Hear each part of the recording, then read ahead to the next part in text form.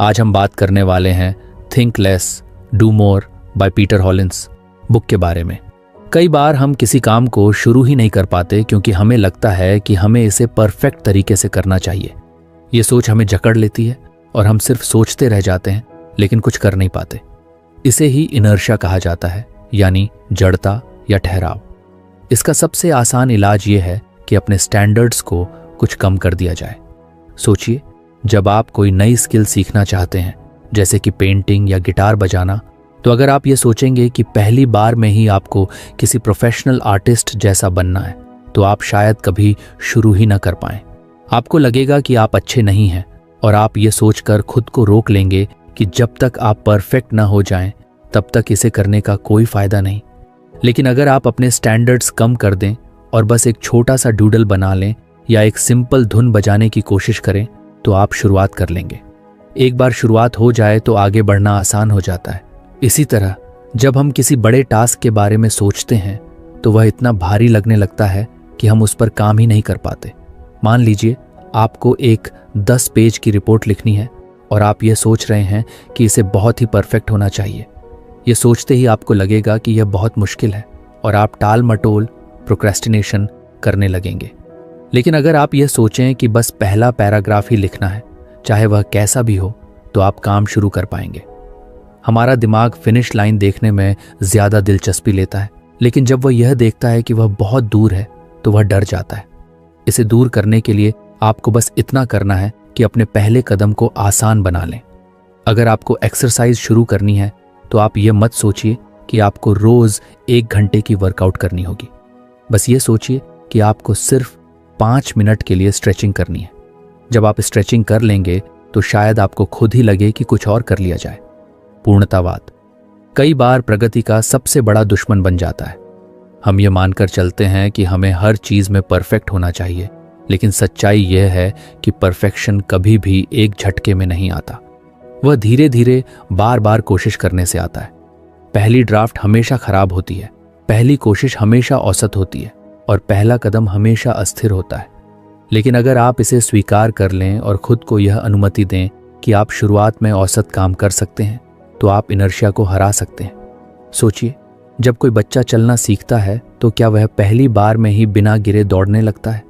नहीं, वह गिरता है, फिर उठता है, फिर गिरता है और धीरे धीरे चलना सीखता है। अगर वह यह सोच ले कि जब तक वह बिना गिरे नहीं चल सकता तब तक वह कोशिश ही नहीं करेगा, तो वह कभी चल ही नहीं पाएगा। हमें भी यही माइंडसेट अपनाने की जरूरत है। कई बार हम सोचते हैं कि अगर हम कम स्टैंडर्ड्स रखेंगे तो हमारा काम बेकार होगा, लेकिन यह सही नहीं है। शुरुआत करना किसी भी टास्क का सबसे मुश्किल हिस्सा होता है और अगर आप उस हिस्से को आसान बना लें तो आगे का सफर खुद ही आसान हो जाता है। जब आप लिखना शुरू करते हैं तो आप धीरे धीरे एडिट कर सकते हैं। जब आप एक्सरसाइज शुरू करते हैं तो धीरे धीरे अपनी स्टैमिना बढ़ा सकते हैं। जब आप कोई नया बिजनेस शुरू करते हैं तो धीरे धीरे उसे सुधार सकते हैं।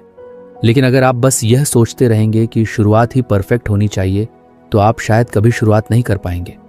इसलिए अगली बार जब भी आपको लगे कि आप किसी काम को करने के लिए बहुत ज्यादा प्रेशर महसूस कर रहे हैं, तो बस अपने स्टैंडर्ड्स कुछ कम कर दीजिए। अपने टारगेट को छोटा बना दीजिए, काम को छोटे हिस्सों में तोड़ दीजिए और सबसे जरूरी बात, खुद को परफेक्ट होने का बोझ मत दीजिए।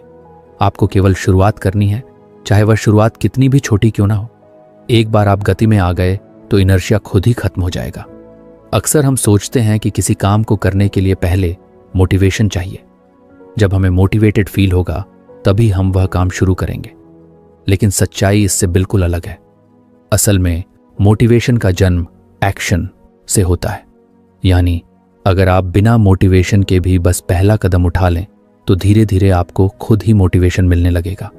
जब आप किसी चीज को करने लगते हैं तो उसमें इन्वॉल्व हो जाते हैं और फिर आपका दिमाग खुद ही आपको आगे बढ़ने के लिए प्रेरित करने लगता है।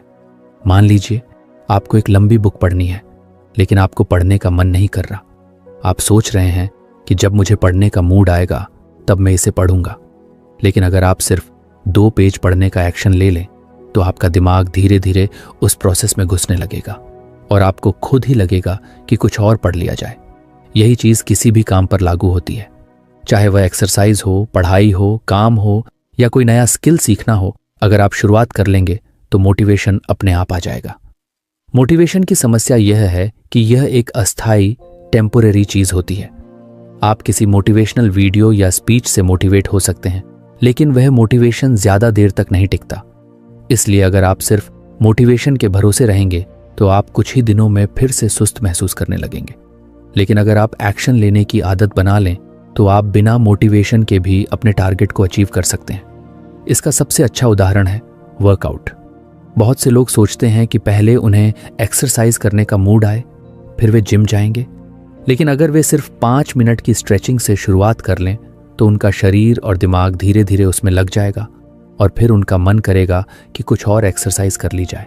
यही प्रिंसिपल हर चीज पर लागू होता है। जब आप किसी भी काम को करने लगते हैं तो आपकी एनर्जी उस ओर शिफ्ट होने लगती है और मोटिवेशन अपने आप पैदा होने लगता है। सोचिए कि आपने कभी पहले किसी काम को करने में बहुत आलस महसूस किया होगा, लेकिन जब किसी कारणवश आपने उसे शुरू कर दिया तो आपको मजा आने लगा। इसका कारण यही है कि एक्शन लेने के बाद आपका दिमाग उसी दिशा में काम करने के लिए ट्यून हो जाता है। कई बार हमें किसी काम की शुरुआत में बहुत बोर्डम महसूस होती है, लेकिन अगर हम इसे जारी रखते हैं तो वह चीज धीरे धीरे इंटरेस्टिंग लगने लगती है।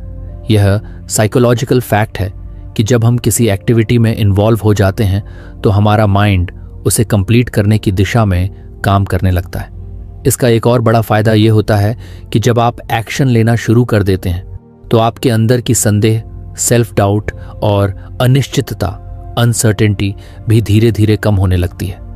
जब आप सिर्फ सोचते रहते हैं कि कोई काम मुश्किल है तो वह आपको और भी कठिन लगता है, लेकिन जब आप उसे करना शुरू कर देते हैं तो आपको महसूस होता है कि वह उतना मुश्किल नहीं था जितना आपने सोचा था। एक और इंटरेस्टिंग बात यह है कि एक्शन लेना आपकी सेल्फ इमेज को भी बदल सकता है। अगर आप सोचते हैं कि आप आलसी, लेजी इंसान हैं तो आप वैसे ही बिहेव करेंगे। लेकिन अगर आप सिर्फ 5 मिनट का एक्शन ले लें तो आप अपने बारे में नई स्टोरी क्रिएट कर सकते हैं। मैं एक ऐसा इंसान हूं जो बिना मोटिवेशन के भी काम कर सकता है। ये सोचते ही आप और ज्यादा करने के लिए तैयार हो जाते हैं। मोटिवेशन के लिए एक्शन जरूरी क्यों है? इसे समझने के लिए इसे साइकिल की तरह देख सकते हैं। जब आप कोई एक्शन लेते हैं तो आपको छोटा सा रिजल्ट मिलता है।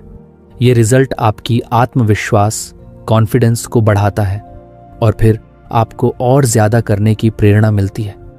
धीरे धीरे यह मोटिवेशन बढ़ता जाता है और आप अपनी लाइफ में बड़े बदलाव ला सकते हैं। इसे और आसान भाषा में कहें तो अगर आप किसी काम को करने का मन नहीं होने के बावजूद उसे शुरू कर देंगे तो कुछ ही देर में आपको खुद ही उसमें इंटरेस्ट आने लगेगा। और जब आप बार बार ऐसा करने लगेंगे तो आपको मोटिवेशन का इंतजार करने की जरूरत ही नहीं पड़ेगी। आप एक्शन लेंगे और एक्शन से ही मोटिवेशन पैदा होगा। अक्सर हम जब भी रिस्क का नाम सुनते हैं तो हमारे दिमाग में डर पैदा होता है। हमें लगता है कि अगर हमने कोई बड़ा कदम उठाया और वह गलत साबित हुआ तो हम मुसीबत में पड़ सकते हैं। यही सोच हमें कई नए अवसरों से दूर रखती है। लेकिन असल में रिस्क सिर्फ खतरा नहीं है, बल्कि ग्रोथ का एक जरिया भी हो सकता है। जब हम रिस्क को एक डराने वाली चीज की तरह देखने की बजाय उसे सीखने और आगे बढ़ने के मौके के रूप में देखते हैं तो हमारी जिंदगी पूरी तरह बदल सकती है। सोचिए, अगर कोई बच्चा साइकिल चलाना सीखना चाहता है तो उसे गिरने का रिस्क होता है। अगर वह सिर्फ इस डर से कभी कोशिश ही ना करे कि वह गिर सकता है तो वह कभी भी साइकिल चलाना नहीं सीख पाएगा। लेकिन जब वह यह रिस्क लेता है, गिरता है, उठता है और फिर से कोशिश करता है तो एक दिन वह बिना गिरे आराम से साइकिल चला सकता है। यही प्रिंसिपल हमारी पूरी लाइफ में लागू होता है। बहुत से लोग कंफर्ट जोन में रहना पसंद करते हैं क्योंकि वहां कोई रिस्क नहीं होता। लेकिन कंफर्ट जोन में रहने से हमें अपने जीवन को सीमित करना पड़ता है। जोन में रहने का सबसे बड़ा नुकसान यह है कि आप कभी ग्रो नहीं कर पाते। जब आप कोई नया स्किल सीखते हैं, कोई नया बिजनेस शुरू करते हैं या कोई नया चैलेंज लेते हैं तो उसमें रिस्क तो होता है, लेकिन उसी के साथ सीखने और आगे बढ़ने के भी बहुत बड़े मौके होते हैं। रिस्क लेने का मतलब ये नहीं है कि आप बिना सोचे समझे कोई भी बड़ा कदम उठा लें। इसका मतलब ये है कि आप कैलकुलेटेड रिस्क लें, यानी आप पहले सिचुएशन को एनालाइज करें, उसके फायदे और नुकसान को समझें और फिर एक इन्फॉर्म्ड डिसीजन लें। जब आप इस तरह से रिस्क लेते हैं तो आपके फेलियर के चांसेस कम हो जाते हैं और सक्सेस के चांसेस बढ़ जाते हैं।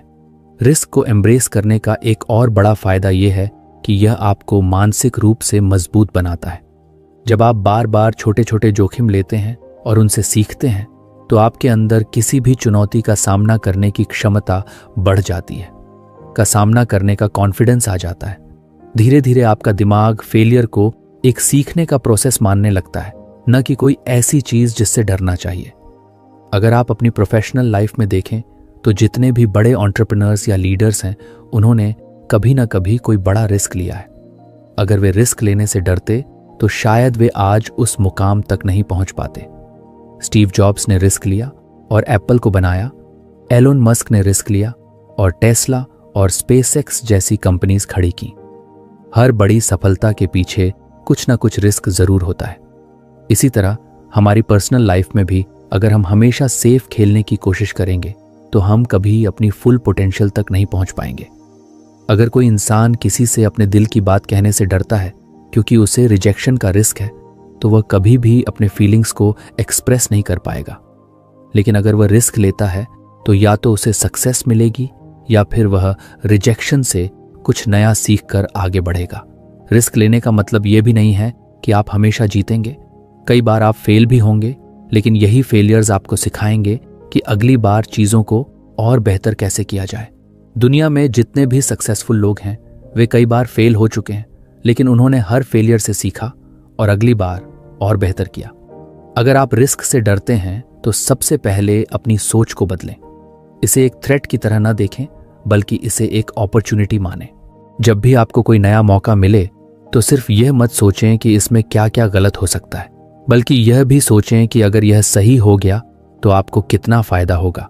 यह सोचने की आदत आपको प्रोएक्टिव बनाएगी और आप अपनी लाइफ में ज्यादा अपॉर्चुनिटीज को ग्रैब कर पाएंगे। रिस्क लेने का एक और फायदा यह है कि यह आपकी क्रिएटिविटी और प्रॉब्लम सॉल्विंग स्किल्स को इम्प्रूव करता है। जब आप किसी नए चैलेंज को एक्सेप्ट करते हैं तो आपको अपने कंफर्ट जोन से बाहर निकलना होता है और नए सॉल्यूशंस ढूंढने पड़ते हैं। इससे आपकी सोचने की क्षमता बढ़ती है और आप और भी ज्यादा कॉन्फिडेंट महसूस करने लगते हैं। इसलिए अगली बार जब भी आपके सामने कोई ऐसा मौका आए जिसमें रिस्क हो तो सिर्फ डर की वजह से उसे रिजेक्ट मत करें। सोच समझकर एनालाइज करें और अगर आपको लगे कि यह रिस्क वर्थ टेकिंग है तो इसे जरूर लें। हो सकता है कि यह आपका सबसे अच्छा डिसीजन साबित हो और आपकी लाइफ पूरी तरह बदल जाए। अक्सर जब हम अपने दिन को प्लान करते हैं तो हम एक टू डू लिस्ट बनाते हैं। इसमें हम वे सारे काम लिखते हैं जो हमें पूरे करने होते हैं। लेकिन कई बार हम देखते हैं कि हमारा दिन खत्म हो जाता है और हमारी लिस्ट के बहुत सारे टास्क अधूरे रह जाते हैं। इसका एक बड़ा कारण यह है कि हम उन चीज़ों पर ध्यान नहीं देते जो हमारा ध्यान भटकाती हैं, जो हमें फोकस्ड नहीं रहने देती। इसी वजह से हमें सिर्फ टू डू लिस्ट नहीं बल्कि एक डोंट डू लिस्ट भी बनानी चाहिए। ये एक ऐसी लिस्ट होती है जिसमें वे सारी चीज़ें होती हैं जो हमें अवॉइड करनी चाहिए ताकि हमारा ध्यान सही जगह पर रहे और हम प्रोडक्टिव रह सकें।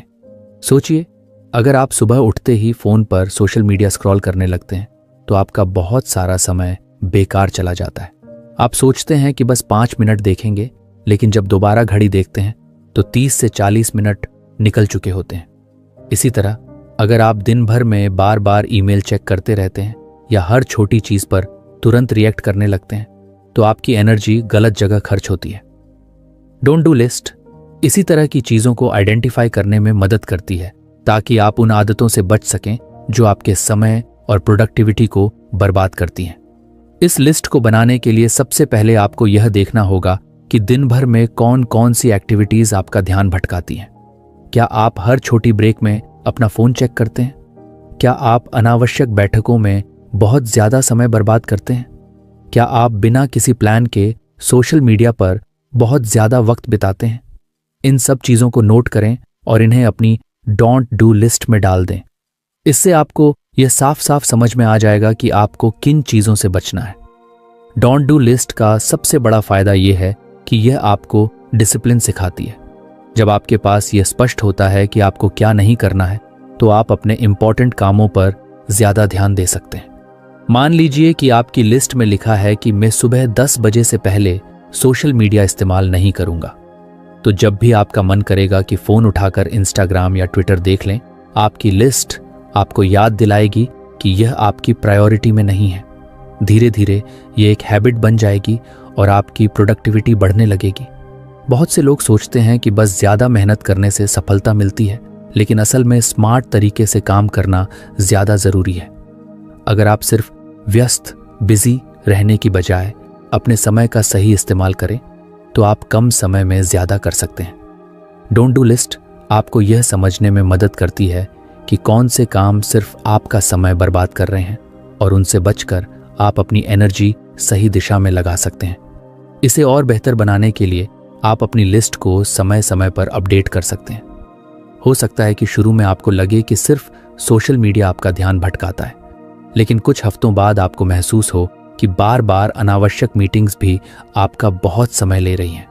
ऐसे में आपको अपनी डोंट डू लिस्ट में यह भी जोड़ना होगा कि मैं बेकार की मीटिंग्स में शामिल नहीं होऊंगा। इसी तरह आप अपने अनुभव के आधार पर अपनी लिस्ट को रिफाइन करते रहें। एक और महत्वपूर्ण चीज यह है कि डोंट डू लिस्ट केवल डिस्ट्रैक्शन से बचने के लिए नहीं होती, बल्कि यह आपको इमोशनल और मेंटल क्लैरिटी भी देती है।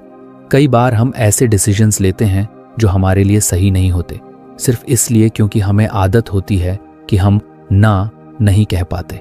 अगर आपकी लिस्ट में यह लिखा हो कि मैं ऐसे कामों के लिए हाँ नहीं कहूँगा जो मेरे गोल्स से मेल नहीं खाते, तो ये आपको अननेसेसरी कमिटमेंट्स से बचाने में मदद कर सकता है।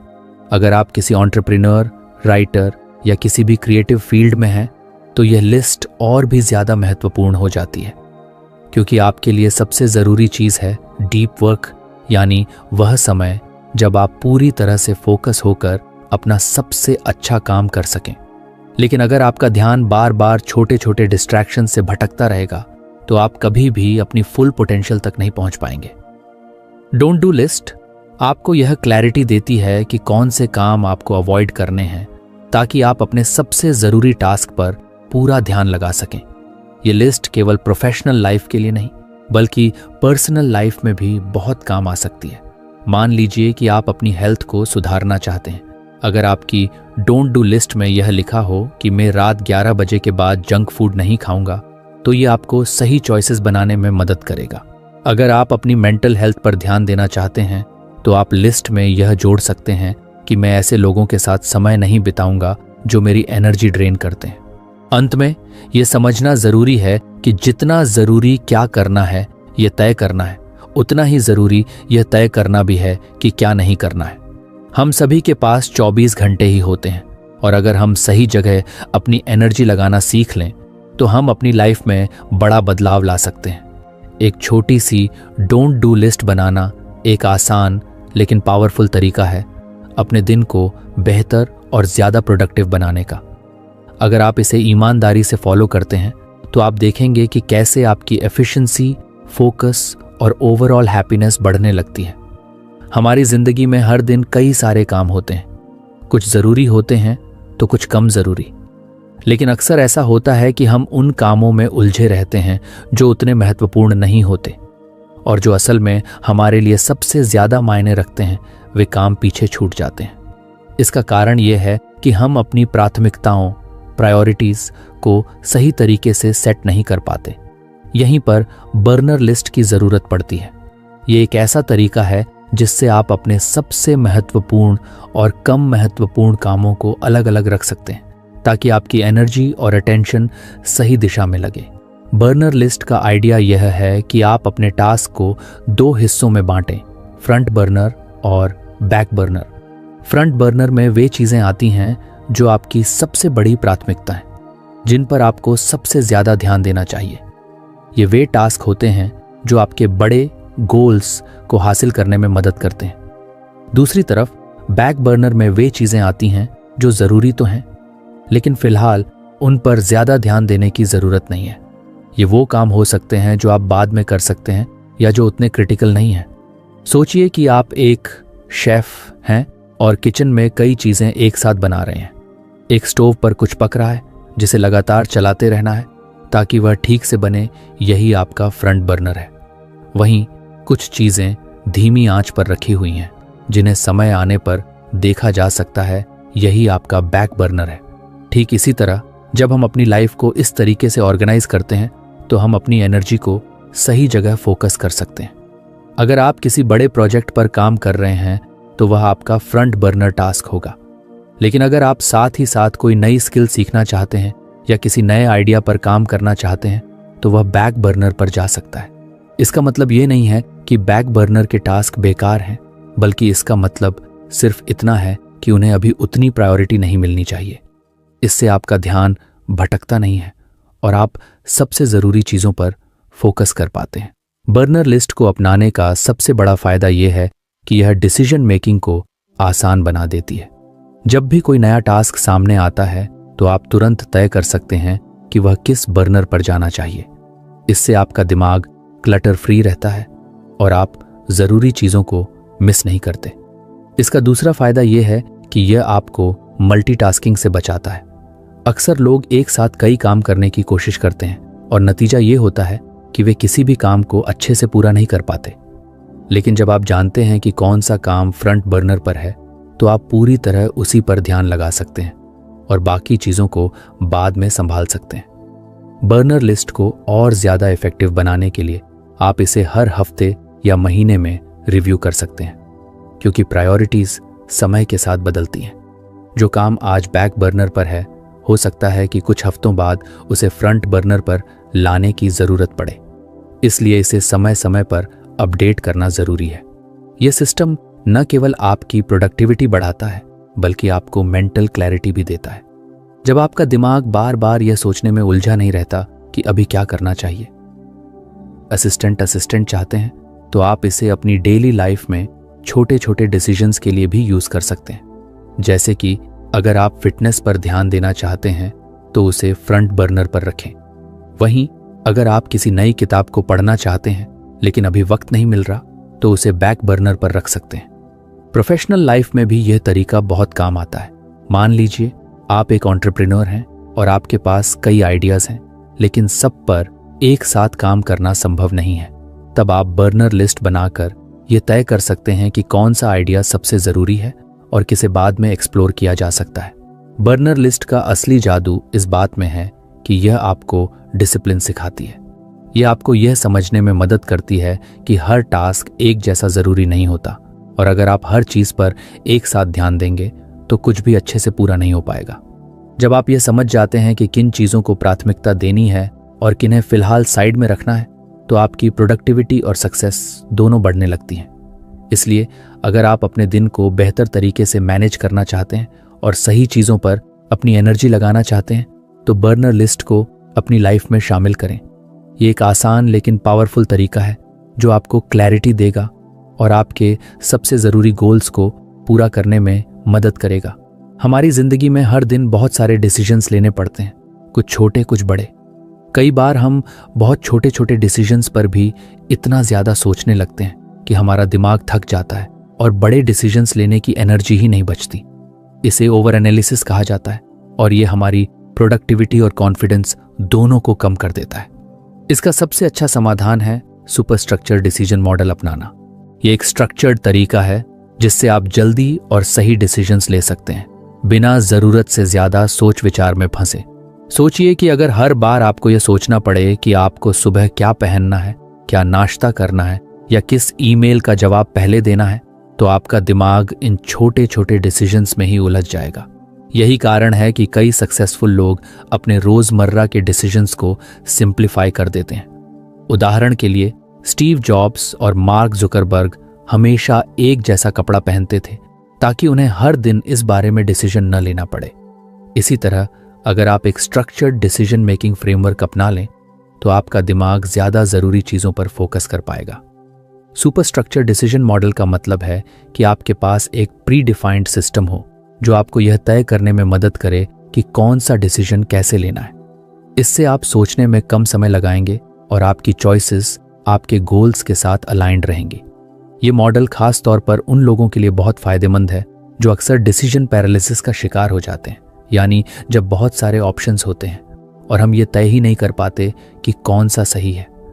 इस मॉडल को अपनाने का पहला स्टेप ये है कि आपको यह तय करना होगा कि आप किन तरह के डिसीजंस को ऑटोमेट कर सकते हैं। उदाहरण के लिए, अगर आप रोज़ यह सोचने में समय लगाते हैं कि आपको जिम जाना चाहिए या नहीं, तो इसे ऑटोमेट कर लें, यानी हफ्ते के कुछ दिन फिक्स कर लें कि उन्हीं दिनों जाना है, चाहे कुछ भी हो। इससे हर दिन इस डिसीजन को लेने की जरूरत ही नहीं पड़ेगी। दूसरा स्टेप है डिसीजन मेकिंग क्राइटेरिया सेट करना, यानी जब भी आपको कोई बड़ा डिसीजन लेना हो तो आपके पास कुछ प्री डिफाइंड क्वेश्चंस होने चाहिए जो आपको सही चॉइस चुनने में मदद करें। जैसे कि क्या यह डिसीजन मेरे लॉन्ग टर्म गोल्स से मेल खाता है? ज़ेरेनिया, क्या इससे मेरा समय और एनर्जी सही दिशा में लगेगा? ज़ेरेनिया, अगर मैं यह डिसीजन गलत लेता हूं तो उसका सबसे बुरा असर क्या हो सकता है? जब आपके पास ये प्री डिफाइंड फिल्टर्स होंगे तो आप बिना ज्यादा सोचे समझे सही डिसीजन ले पाएंगे। तीसरा स्टेप है पास्ट डिसीजन से सीखना। अगर आपने पहले कोई गलत डिसीजन लिया था तो उस पर एनालाइज करें कि गलती कहां हुई थी और अगली बार उस गलती को अवॉइड करने के लिए क्या किया जा सकता है। इससे आपकी डिसीजन मेकिंग एबिलिटी बेहतर होगी और आप फ्यूचर में ज्यादा कॉन्फिडेंट चॉइसेस ले पाएंगे। ये मॉडल न केवल आपकी स्पीड को बढ़ाता है बल्कि आपकी मेंटल क्लैरिटी भी बढ़ाता है। जब आप बार बार सोचने की बजाय एक स्ट्रक्चर्ड प्रोसेस के हिसाब से डिसीजंस लेने लगते हैं तो आपका दिमाग ज्यादा रिलैक्स रहता है और स्ट्रेस भी कम होता है। सुपर स्ट्रक्चर्ड डिसीजन मॉडल आपको डिस्ट्रैक्शन से भी बचाता है। जब आपके पास एक सिस्टम होता है तो आप हर छोटी चीज पर ज्यादा ध्यान नहीं देते और केवल उन्हीं चीजों पर फोकस करते हैं जो आपके लिए सबसे ज्यादा मायने रखती हैं। इससे आप ज्यादा प्रोडक्टिव और एफिशिएंट बन जाते हैं। अगर आप अपनी प्रोफेशनल लाइफ में इस मॉडल को अपनाना चाहते हैं तो आप अपने काम के डिसीजंस को कैटेगरीज में बांट सकते हैं, जैसे कि urgent tasks, important but non urgent tasks और कंप्लीटली अवॉइडेबल टास्क्स। इससे आपको तुरंत यह समझ में आ जाएगा कि किस चीज को प्रायोरिटी देनी है और किसे छोड़ देना है। पर्सनल लाइफ में भी आप इसे यूज कर सकते हैं, जैसे कि अगर आप हर बार यह सोचते हैं कि आपको वीकेंड पर क्या करना है तो आप पहले से ही कुछ ऑप्शंस फिक्स कर सकते हैं, जैसे कि एक दिन फैमिली के साथ बिताना, एक दिन खुद के लिए रखना और एक दिन किसी नए एक्सपीरियंस के लिए। इससे आपको बार बार डिसीजन लेने की जरूरत नहीं पड़ेगी और आपका समय ज्यादा ऑर्गेनाइज्ड रहेगा। सुपर स्ट्रक्चर डिसीजन मॉडल को अपनाने से आप न सिर्फ तेजी से डिसीजंस ले पाएंगे बल्कि आपको यह भी समझ में आएगा कि आपके चॉइसेस आपके गोल्स के साथ अलाइंड हैं या नहीं। ये एक पावरफुल तरीका है जो आपको ओवर थिंकिंग से बचाकर स्मार्ट और कॉन्फिडेंट डिसीजन मेकर बनाता है। हम सबकी बॉडी एक खास तरह की रिदम के हिसाब से काम करती है जिसे अल्ट्राडायन रिदम्स कहा जाता है। ये वही नेचुरल साइकिल है जो हमारी एनर्जी लेवल्स को पूरे दिन में ऊपर नीचे करती रहती है। कई बार आपने महसूस किया होगा कि सुबह के किसी समय आप बहुत एनर्जेटिक और फोकस्ड महसूस करते हैं, लेकिन कुछ घंटों बाद अचानक से थकान या डिस्ट्रैक्शन महसूस होने लगती है। यही अल्ट्राडायन रिदम्स का असर होता है। अगर हम इस नेचुरल एनर्जी साइकिल को समझकर अपने काम का स्केड्यूल बनाएं तो हम अपनी प्रोडक्टिविटी को कई गुना बढ़ा सकते हैं। अक्सर लोग ये गलती करते हैं कि वे पूरे दिन एक ही तरह की एनर्जी एक्सपेक्ट करते हैं। वे सोचते हैं कि अगर वे सुबह 9 बजे से शाम 6 बजे तक लगातार काम करेंगे तो उनका आउटपुट हमेशा एक जैसा रहेगा, लेकिन ऐसा नहीं होता। हमारी बॉडी हर 90 से 120 मिनट के साइकिल में काम करती है, यानी लगभग 1.5 से 2 घंटे के बाद हमारी एनर्जी धीरे धीरे कम होने लगती है और हमें एक छोटे ब्रेक की जरूरत होती है। अगर हम इस नेचुरल साइकिल के हिसाब से काम करें तो हम ज्यादा प्रोडक्टिव और कम थके हुए महसूस करेंगे। सोचिए, अगर आप अपने हाईएस्ट एनर्जी लेवल के समय सबसे जरूरी और डिमांडिंग टास्क्स करें तो आपका काम कितना एफिशिएंट हो जाएगा।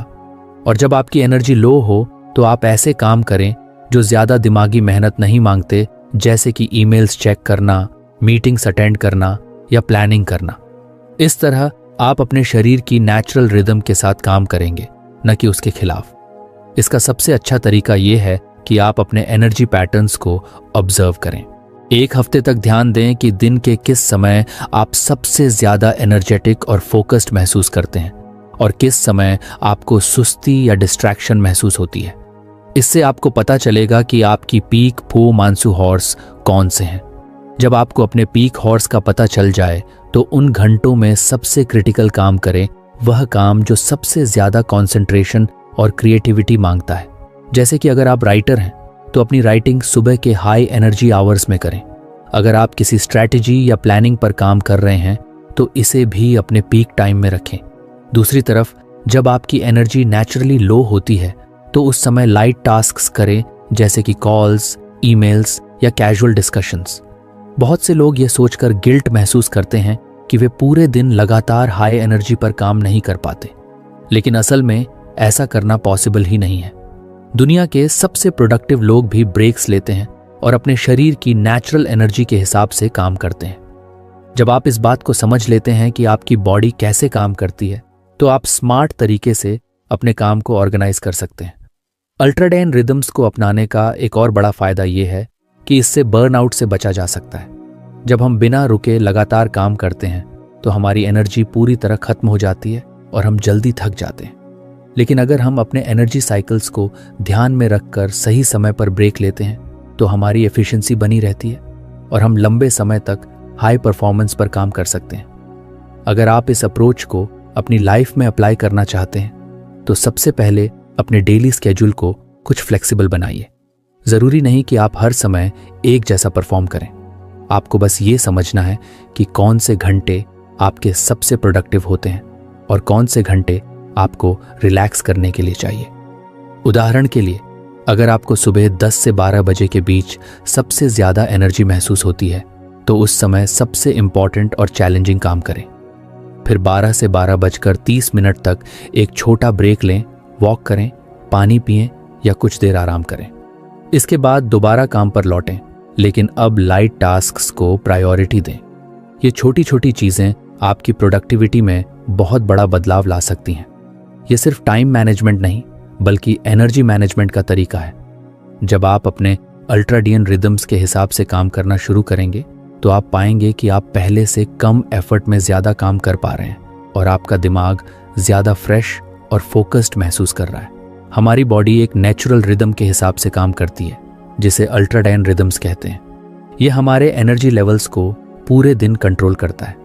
कभी आपने नोटिस किया होगा कि एक समय पर आप सुपर फोकस्ड होते हैं, लेकिन कुछ घंटों बाद आपको थकान या डिस्ट्रैक्शन महसूस होने लगती है। ये इसी रिदम का असर है। अगर हम इसे समझकर अपने काम का सही स्केड्यूल बनाएं तो हम ज्यादा प्रोडक्टिव बन सकते हैं। अक्सर लोग ये सोचते हैं कि पूरे दिन एक जैसी एनर्जी बनी रहेगी, लेकिन ऐसा नहीं होता। हमारी बॉडी हर 90 से 120 मिनट के एक साइकिल में काम करती है, यानी 1.5-2 घंटे बाद हमारी एनर्जी नेचुरली कम होने लगती है और हमें ब्रेक की जरूरत होती है। अगर हम इस नेचुरल साइकिल के हिसाब से काम करें तो हम कम एफर्ट में ज्यादा काम कर सकते हैं। इसका सबसे अच्छा तरीका है कि आप अपने एनर्जी पैटर्न्स को ऑब्जर्व करें। दिन के कौन से घंटे आपकी पीक परफॉर्मेंस के हैं और कब आपको थकान महसूस होती है, यह समझें।